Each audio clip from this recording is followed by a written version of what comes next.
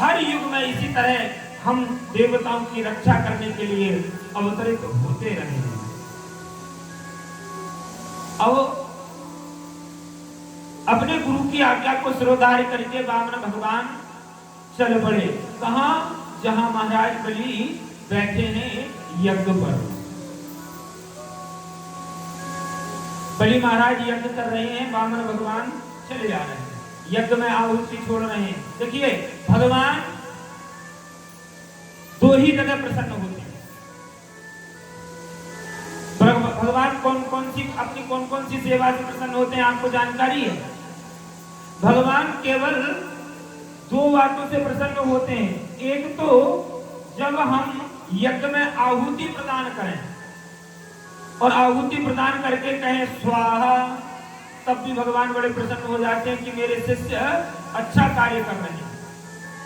और दूसरे, जब ब्राह्मण अपने घर आए और जब खीर में मालपुआ का भोग पाए और पेट पर हाथ फेर कर कहें आहा, तब भी भगवान प्रसन्न हो जाते हैं। इसलिए आपसे कुछ बने ना बने, यह तो काम अवश्य कर लेना, गोविंद अवश्य प्रसन्न हो जाएंगे। प्रेम से बोलिए वृंदावन बिहारी लाल की।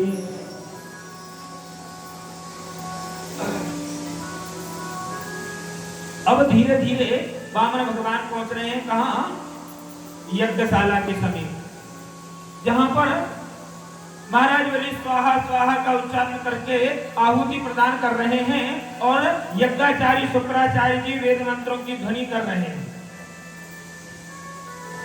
तभी हवन करते करते महाराज बलि की दृष्टि भगवान वामन की ओर पड़ी। जब शुक्राचार्य ने देखा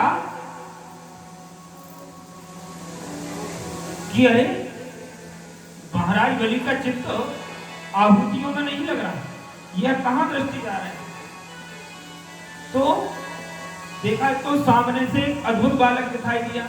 तभी बलि महाराज बोल पड़े, क्यों गुरुदेव, मुझे तो ऐसा प्रतीत हो रहा है कि साक्षात सूर्य नारायण चले आ रहे हैं। देखो कितना अद्भुत तेज है उस ब्राह्मण बालक में। शुक्राचार्य बोले कि राजन, कहते तो तुम ठीक हो, सूर्य ना सही चंद्रमा तो जरूर है। इतने में छोटे छोटे कदमों से भगवान वामन बलि के यज्ञशाला के समीप आ गए। जैसे ही आए, अब बलि से बर्दाश्त नहीं हुआ, अपनी आसन के नीचे जल छोड़कर अपने नेत्रों से लगाकर जो उठना चाहा। शुक्राचार्य जी बोले कि क्यों? बोले कि देखो, मैं अपने मन को नहीं रोक पा रहा हूं, साक्षात सूर्य जैसा तेज इस अद्भुत बालक के में मेरे मन में ऐसे भाव जागृत हो रहे हैं कि जाके चरण पकड़ लूं। शुक्राचार्य जी ने कहा ठीक है।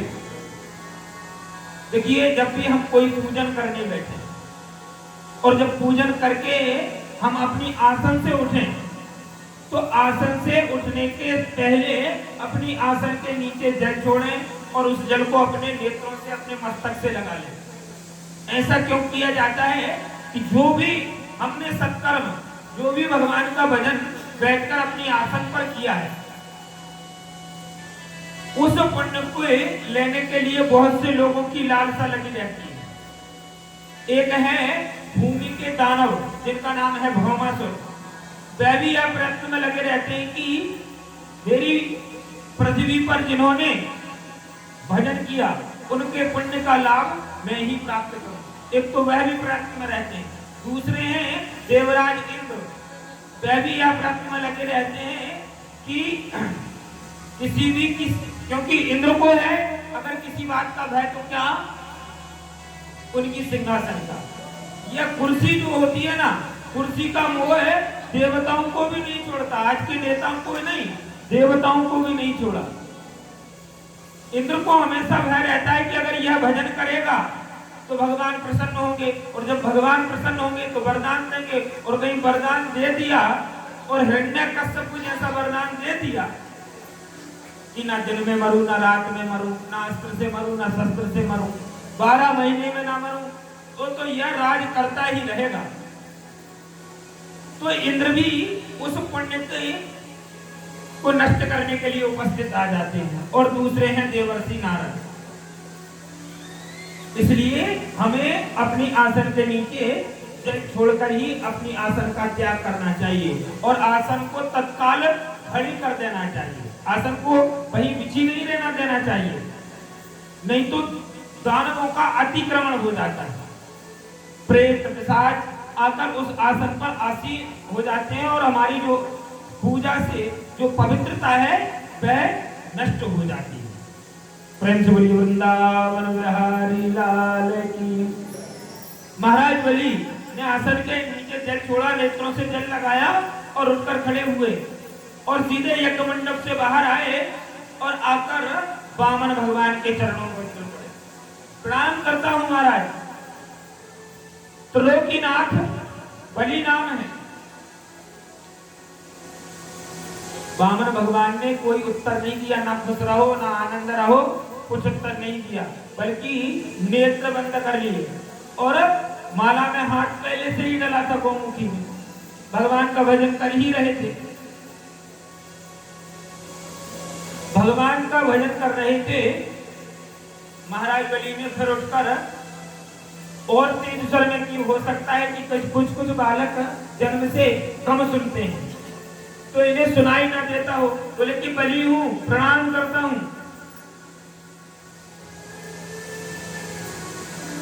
प्रणाम करता हूं।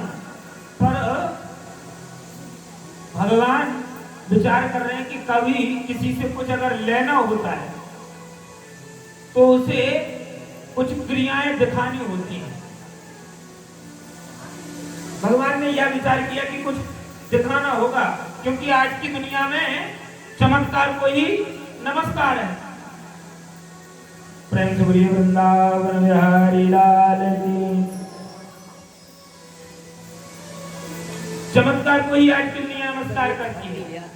तो नेत्रों को बंद किए, माला में हाथ डाले। इतने में शुक्राचार्य जी भी आ गए। शुक्राचार्य जी जैसे ही समीप आए, बलि ने शुक्राचार्य जी की ओर इशारा करके देखा कि मैं इतना बुलाने का प्रयत्न कर चुका, 3 बार प्रणाम कर चुका, पर इन्होंने ना आशीर्वाद दिया ना अपने नेत्रों को खोला। शुक्राचार्य जी बोले कि देखो, कुछ भक्त ऐसे होते हैं भगवान के कि जो हमेशा अपने चित्त पर गोविंद के चरणार बिंदों को धारण किए रहते हैं और जीवा पर भी गोविंद नाम की रटना को लगाए रहते हैं। देखो अभी वह कर रहे हैं भजन, और जब तक इनकी माला पूरी नहीं होगी तब तक यह बोलेंगे नहीं। अब बलि महाराज की जो आस्था थी वामन भगवान के प्रति और दोगुनी हो गई। बोले कि इतनी सी अवस्था और इतना त्याग, इतना भजन, अरे वाह, मेरे तो भाग्य राजित हो गए।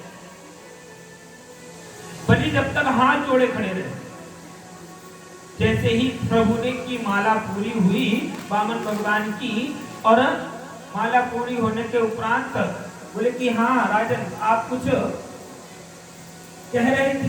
बोले कि जी मैं प्रणाम कर रहा था। बोले आनंद से रहिए। प्रेम से बोलिए वृंदावन बिहारी लाल की। बलि कहने लगे कि मैं कितना भाग्यवान हूं। आद्यो गणयो में श्वेतायथा विधि चरण प्रजान। भगवान आज मैं धन्य हो गया कि आप जैसे अद्भुत बालक को देखकर मेरा जीवन आज कृतकृत्य हो गया। मैं चाहता हूं कि आपको कुछ दान करूं। वामन भगवान बोले कि देखो राजन, हम कभी किसी से कुछ मांगते नहीं और ना किसी का दान लेते। बोले क्यों? ब्राह्मण का तो धर्म है दान लेना और दान देना। आप तो विजेतर हैं, श्रेष्ठ ब्राह्मण हैं, आपको तो लेना ही चाहिए। बोले क्या करेंगे दान लेकर? दान की आवश्यकता उसे होती है, वह दान ले सकता है कि जिसे किसी वस्तु का प्रतिकार हो, आवश्यकता हो। हमें आवश्यकता कुछ है नहीं। वो दोहन काल तक हम एक घर में भिक्षा मांग लेते हैं, जो कुछ मिल गया उसी से अपने राम प्रसन्न है। अगर बारिश आती है, धूप आती है, तो यह चाहता है तान के सो जाते हैं। वस्त्र हम धारण करते नहीं, केवल कौपीन धारण करते हैं।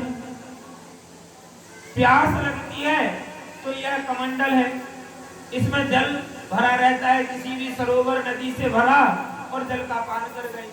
तो क्या करना है ऐसे दान को लेकर कि जो दान लो और अंत में दुर्गति को प्राप्त हो। इसलिए हमें दान की तो कोई आवश्यकता ही नहीं।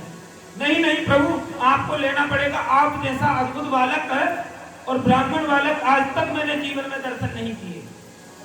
मैं तीनों लोगों का स्वामी हूं। आज आपको तो दान लेना ही होगा। वामन भगवान बोले कि राजन, नहीं लेते ना हम दान। बोले कि नहीं प्रभु, मेरी तो इच्छा यह है कि मैं आपको इतना दान दूं, आपके लिए एक सुंदर कंचन का महल बनवाऊं और आपका किसी ब्राह्मण कन्या के साथ विवाह करवाऊं। अच्छा चलिए ठीक है, आप दान नहीं लेते, नहीं मत लो, पर ब्राह्मण कन्या से विवाह तो कर लो। वामन भगवान बोले क्या करेंगे विवाह करके? बोले कि नहीं, हमारे नगर में एक ब्राह्मण रहते हैं, उनकी परम सुंदरी कन्या है, बड़ी विदुषी है, बहुत विद्वान है, आपके लिए बहुत उत्तम रहेगी। राजा के वचनों को सुनकर वामन भगवान कहने लगे कि राजन चलो अच्छा, आपके कथानुसार हम मान गए कि हमें विवाह करना चाहिए। हम विवाह कर भी लें तो विवाह होगा तो रहने के लिए घर चाहिए। तो बोले कि हाँ, हम कंचन का महल बनवा देंगे। अच्छा चलिए, आपने कंचन का महल बनवा दिया, हम उसमें निवास भी करने लगे। फिर श्रीमती जी जो आई, तो श्रीमती जी आएंगी तो बच्चे भी होंगे। बोले हाँ, गृहस्थ धर्म की शोभा बच्चों से ही है। अगर जिस सदगृहस्थ के घर में बाल बच्चों का जन्म नहीं होता, वह बड़े दुखी रहते हैं। तो बच्चों का जन्म तो होना ही चाहिए। तो बोले अच्छा, बच्चे होंगे तो हो सकता है महाराज सगर जैसे हो जाएं। महाराज सगर के आगे की कथा में आपको सुनने को मिलेगा कि 60,000 पुत्र थे। हो सकता है। बोले कि महाराज यह बात मैं नहीं बता सकता कि एक होगा कि 60,000 होंगे। यह तो आप जानो और आपकी श्रीमती जी जाने और परमात्मा जाने। मैं इस विषय में कुछ नहीं कह सकता। प्रेम से बोली वृंदावन बिहारी लाल की। अच्छा, आप नहीं जानते, मान लो 10-12 ही हुए, एक दो मरेंगे नहीं। बोले कि महाराज हो सकता है मर जाए। चलो ठीक है, आपके कथानुसार हमने विवाह कर लिया, महल ले लिया, बच्चे हो गए। अब बच्चे पैदा हुए तो मरेंगे भी, और मर गए तो यह बताओ महाराज, रोएगा कौन? अरे जब बच्चे मरेंगे तो रोना भी पड़ेगा, तो रोएगा कौन? तो बलि कहने लगे कि महाराज जब बच्चे आपके, तो रोने के लिए कि मैं आऊंगा, रोना आपको ही पड़ेगा। तो बोले कि महाराज ऐसा हम काम ही क्यों करें कि अंत में हमें रोना पड़े। अब बलि की जो श्रद्धा थी और दोगुनी हो गई। इतना मैं समझा कि चलो यह मानने वाले हैं, पर इन्होंने अपने तर्क से मुझे परास्त कर दिया और श्रद्धा बढ़ गई। नहीं महाराज, आप तो कुछ ना कुछ तो लीजिए। बोले क्या लेंगे? नहीं महाराज कुछ तो लीजिए। बार बार जब आग्रह किया तो भगवान कहने लगे तस्मात् सत्यो मही सदो प्रणये भारत वर्षभ पदानि प्रेणितेन सम्मितानि पदामम। बोले कि राजन देना ही चाहते हो तो केवल 3 पग पृथ्वी दे। बलि बोला कि इतना मनाया, इतनी अनुनय विनय की, कि कुछ तो लो, कुछ तो लो, और जब मांगने के लिए कहा और मांगा भी तो क्या मांगा? 3 पग पृथ्वी। सही कहा है, अग्रिम बुद्धि गणिया, मध्यम बुद्धि जाट, तर्क बुद्धि तर्कणा, वामन चौपट पाठ। सही कहा है कि ब्राह्मण की बुद्धि चौपट ही रहती है। सबसे ज्यादा तो वैश्यों में बुद्धि होती है, फिर मध्यम बुद्धि जाटों में होती है, और तर्क करने वाले तो तर्क करते ही रहते हैं, पर ब्राह्मणों की जो बुद्धि है वह हमेशा चौपट ही रहती है। अरे मैं तीनों लोगों का अधिपति, और मांगने के लिए तुमसे कहा तो मांगा भी तो क्या मांगा? कुल 3 पग पृथ्वी। अरे जहां से चाहे वहां से ना बोलो। बामन ने कहा, अरे महाराज बड़े दानी बने फिरते हो, दान कैसे दिया जाता है मालूम है? दान देने की भी एक परंपरा होती है, एक नियम होता है। बोले कैसे दिया जाता है? कि संकल्प करना होता है, बिना संकल्प के कहीं दान कहलाता है। बोले कि 3 पग पृथ्वी के लिए क्या संकल्प?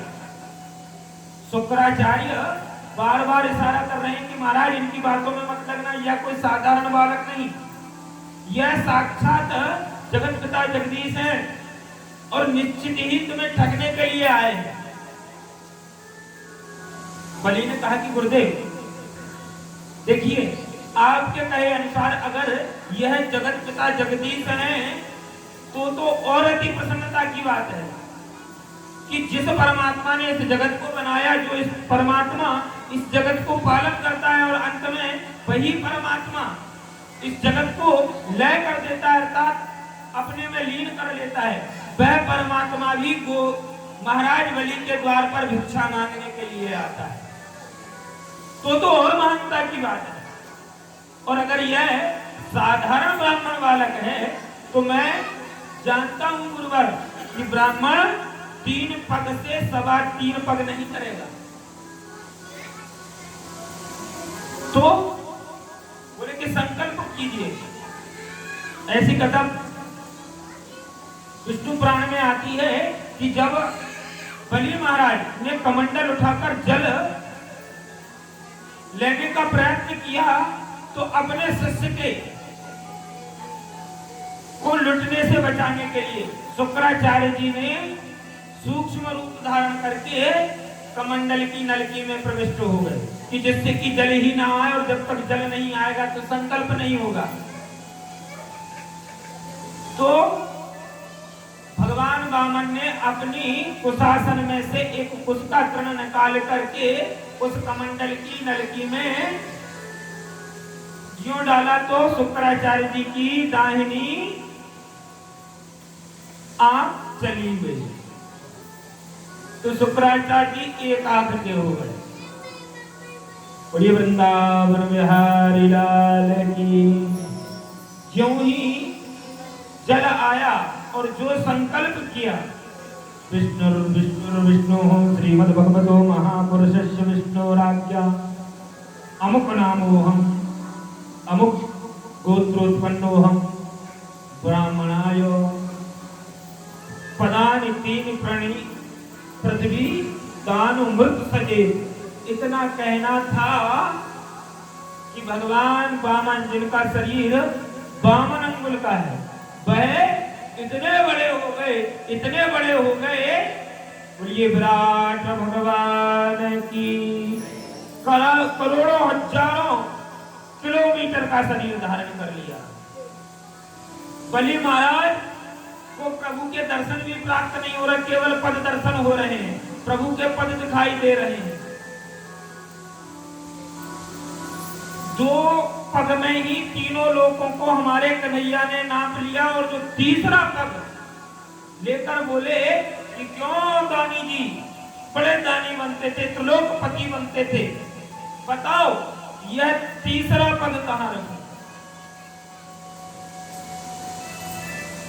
भगवान के वचन को सुनकर बलि महाराज कहने लगे कि भगवान एक बात आपसे पूछूं, भगवान बोले कि हाँ पूछो क्या पूछना चाहते हो। बोले कि दान बड़ा होता है कि दानी बड़ा होता है। भगवान बोले कि दानी ही बड़ा होता है। जिसने जब दानी नहीं होगा तो दान कहां से होगा। तो बोले कि प्रभु अब आपका तीसरा पद अपने इस दास पर रखिए। हमारे प्रभु नारायण ने बलि के मस्तक पर अपने एक पद को रख दिया। बाहरे बलि आया था तुझे छलने और आज तूने मुझे ही छल लिया। प्रभु ने कहा कि बलि मैं तुम्हारी उपासना से प्रसन्न हूं। बोलो क्या वर चाहते हो। बोले कि भगवान आपके चरणों की सेवा सदा बनी रहे। भगवान बोले कि महाराज देखो जिस कार्य के लिए जिन देवताओं को नियुक्त किया है, स्वर्ग के अधिकारी देवता हैं, इसलिए वह स्वर्ग उन्हें ही प्रदान कर दो और तुम सुतल लोक के राजा बन जाओ। तो बलि भी कहने लगे कि भगवान आपके कथानुसार मैं सुतल लोक को चला जाऊंगा, पर मैं भी आपसे यह वचन चाहता हूं कि आप भी मेरे महल के बाहर सदैव उपस्थित रहें। तो भगवान बोले तो क्या द्वारपाल बनाना चाहते हो। बोले कि नहीं भगवान मैं आपका देवालय बनाऊंगा और जहां पर आप सदैव निवास करें। प्रेम से बोलिए वृंदावन बिहारी लाल की। श्रीमन नारायण नारायण नारायण श्रीमन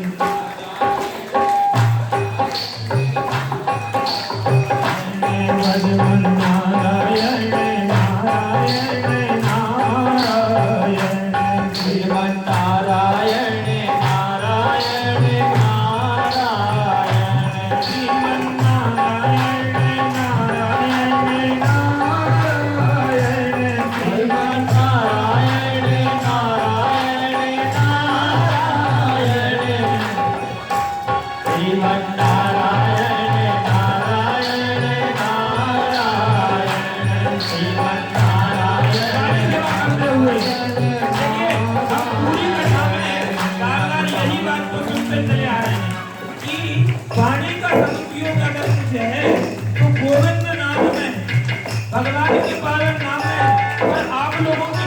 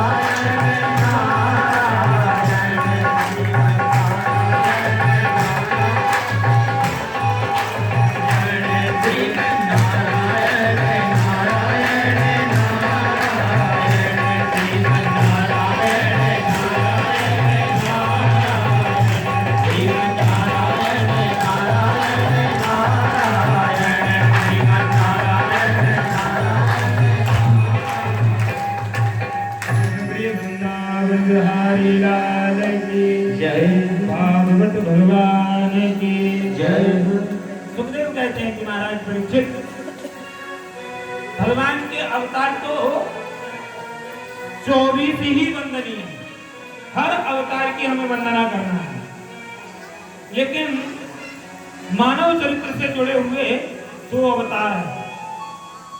राम कृष्ण दो एक हैं, अंतर नहीं निमेष, एक के नयन गंभीर हैं, एक के चपल विशेष। मानव जीवन से जुड़े हुए 2 ही अवतार प्रभु के हैं, एक है राम अवतार और दूसरा है कृष्ण अवतार। राम ने जीवन में जो किया है उसे हम अवश्य कर सकते हैं, और कृष्ण ने जो कहा है उसे हमें करना है। गीता का जैसा उपदेश महाभारत की 18,000 अक्षौणी सेना खड़ी हुई है, ऐसे स्थल पर अपने परिजनों को देखकर अर्जुन भयभीत हो गए।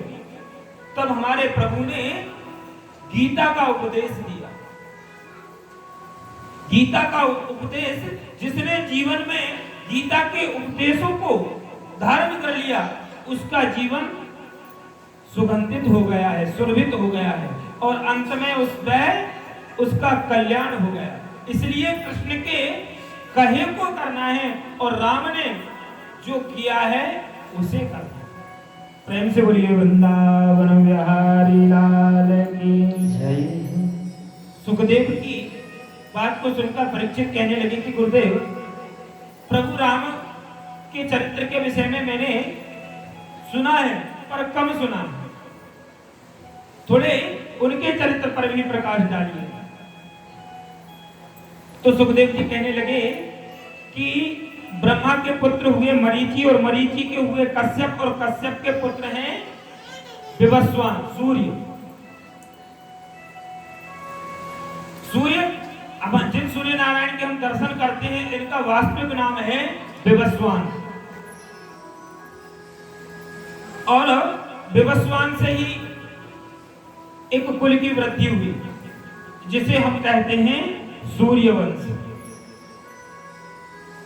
सूर्यवंश में एक राजा हुए हैं जिनका नाम है अम्बरीश। अम्बरीश महाभागा। देखिए, किसी को हम भाग्यवान कहते हैं, पर महाभाग्यवान की उपाधि गिने चुने लोगों को ही प्राप्त है। अम्बरीश नाम के जो राजा थे वह महाभाग्यशाली थे। देखिए, कल एकादशी थी। मैंने आपको बतलाया कि हमारी सनातन परंपरा कदाचित भी कितनी ही प्राचीन क्यों ना हो जाए, पर हमारे स्वास्थ्य की और हमारे भजन के लिए ही है। महाराज अम्बरीश प्रत्येक एकादशी को निर्जला व्रत धारण करते थे, जल तक ग्रहण नहीं करते थे। आज भी, आज के इस आधुनिक युग में बनारस हिंदू यूनिवर्सिटी से अमेरिका और इंग्लैंड के हार्वर्ड यूनिवर्सिटी के प्रोफेसर ने पीएचडी की है एकादशी व्रत पर, शोध ग्रंथ लिखा है। उसमें साफ उन लोगों ने यह कहा है कि जो मानव एकादशी का व्रत धारण करता है उसे जीवन में कैंसर जैसी बीमारियां आ ही नहीं सकती, क्योंकि एकादशी के दिन अन्न में दोष होता है। प्रत्येक वैष्णव का यह धर्म है कि वह एकादशी के व्रत को अवश्य करे। प्रत्येक मानव को एकादशी का व्रत अवश्य करना चाहिए। महाराज अम्बरीश तो प्रत्येक एकादशी को निर्जला व्रत धारण करते थे, और जब द्वादशी तिथि में पारायण करते तो किसी ना किसी ब्राह्मण को अपने घर पहले भोजन जमाते, तदुपरांत स्वयं भोजन लेते। महाराज अम्बरीश एक दिन एकादशी तिथि पड़ी, महाराज अम्बरीश का व्रत था।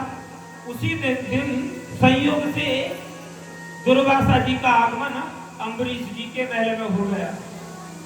जैसे ही दुर्वासा को अपने महल में आया देखकर उत्तम आसन पर आसीन करके फूल चंदन आदि से पूजन किया, और कहा कि मुनिवर आपके लिए प्रसादी। तो बोले कि आज तो एकादशी है। बोले कि प्रभु मेरी भी एकादशी है। बोले कि राजन आप एकादशी का व्रत कीजिए, मैं आता हूं, जरा संध्या वंदन आदि कृत्यों से निवृत्त होकर फिर आता हूं, फिर हम साथ में पारायण करेंगे। कभी कभी क्या होता है कि एकादशी के दिन ही द्वादशी आ जाती है और द्वादशी कुछ घड़ी कुछ मुहूर्त रहती है और इसके उपरांत त्रयोदशी लगना होता है। तो एकादशी का जो व्रत करते हैं उन्हें द्वादशी के दिन ही व्रत का पारायण कर लेना चाहिए, पालने खोल लेना चाहिए। तो बोले कि ठीक है मैं अभी आता हूं, संध्या वंदन आदि कृत्यों से निवृत्त होकर तो मैं जब तक भगवान का भजन करूं। अब दुर्वासा जी तो चले गए वन की ओर। वन में एक सरोवर में स्नान करके समाधि में बैठे तो लग गई समाधि, ऐसी लगी कि द्वादशी ही निकलने वाली थी। अब राजा ने जितने भी अपने राज ज्योतिषी थे, गुरुजन थे, उन सभी को बुलाया और पूछा कि द्वादशी भी समाप्त होने वाली है और मैंने दुर्वासा जी का निमंत्रण कर रखा है कि साथ साथ में पारायण करेंगे, पारायण करेंगे, और अभी तक दुर्वासा जी आए नहीं, बताइए मैं क्या करूं। तो सभी ने एक ही बात का उत्तर दिया कि राजन जब आपका नियम है कि ब्राह्मण को भोजन जमाए, इसके उपरांत ही आप व्रत पारायण करेंगे, तो आपका व्रत भी भंग ना हो और आपका नियम भी भंग ना हो, तो आप तुलसी पत्र लेकर जल का प्राशन कर लीजिए, जिससे आपको किसी प्रकार का दोष भी नहीं लगेगा। अम्बरीश ने राज ज्योतिषियों की गुरुजनों से आदेश लेकर ज्यों ही तुलसी दल और जल हाथ में लिया, इतने में दुर्वासा जी का पदार्पण अम्बरीश जी के महल में हुआ। जैसे ही दुर्वासा जी ने देखा कि अम्बरीश हाथ में जल लिए हैं और व्रत पारायण करने वाले थे, अरे दुष्ट, ब्राह्मण को पहले निमंत्रण देता है और फिर छिपकर व्रत पारायण करता है, क्रोध करने लगे, आग बबूला हो गए दुर्वासा जी। बोले कि नहीं प्रभु, मैंने अभी केवल जल मात्र लिया है और ब्राह्मणों की ही आज्ञा का अनुसरण करके मैंने जल अपने हाथ में लिया है। अगर इस बात का कोई साक्षी है तो प्रभु नारायण इस बात को देख रहे होंगे। मैं ब्राह्मण और नारायण में किसी प्रकार का भेद नहीं रखता। मुनिवर, मैंने